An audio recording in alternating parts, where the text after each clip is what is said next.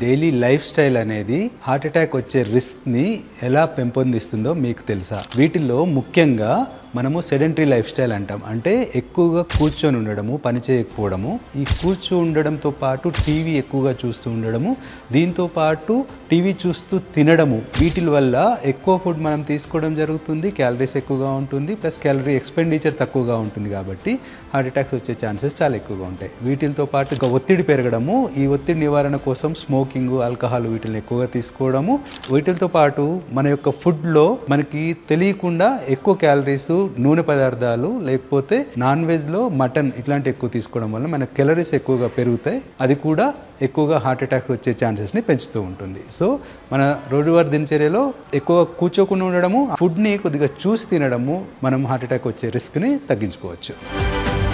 Like, comment and subscribe for more health updates.